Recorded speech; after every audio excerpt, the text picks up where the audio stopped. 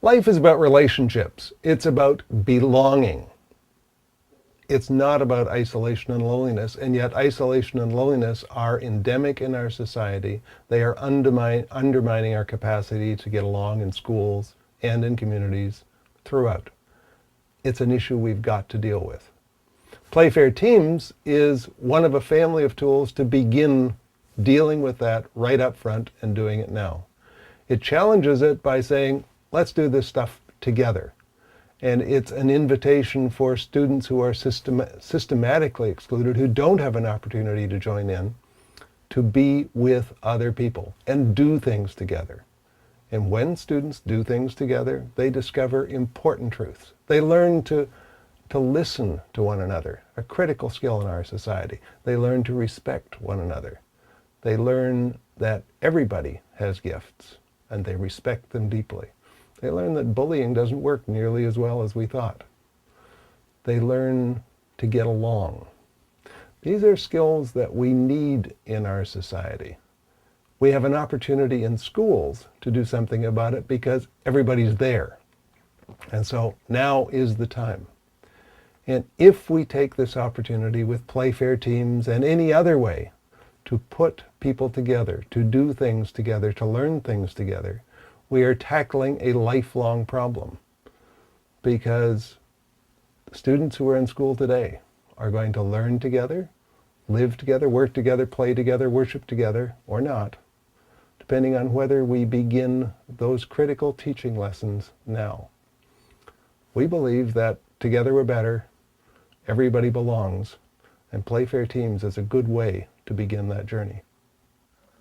All my life, I've been an educator. I've worked in many parts of education, first as a classroom teacher, then as a principal, later as a superintendent of schools. In those changing roles, there were changing tasks, different viewpoints looking back on the education system, but one thing always remained the same. The central task was to create a community of learners, students, teachers, parents, everyone. Within that desire to create a community of learners, we continue to have challenges. First, we were challenged by the issue of gender. Could males and females learn together? We solved that.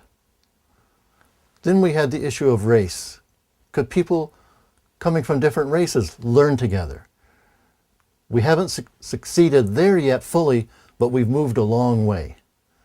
In Canada, we're now faced with issues of varying ethnicities, varying languages, more so than we ever were before. But we have managed to bring those groups into the mainstream, into the fullness of community of schools. One group continues to elude us, and those are the people we call disabled. We have not viewed them as learners, but now we are beginning to. First, we did it through integration, where they could be part-time with the other students.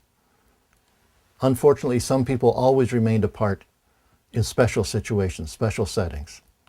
We're now moving into the phase, the reality of including all learners, all children in the community of schools. We are learning the lessons of how to work with those people in terms of their needs and their abilities, and to recognize that everyone has needs and abilities, and they can be together, they can learn together. Everyone is learners. And if we can accomplish that in schools, then we can do the same thing in the wider community when it comes to adulthood, adolescence, wherever people are in their communities. We can bring them all together in equity.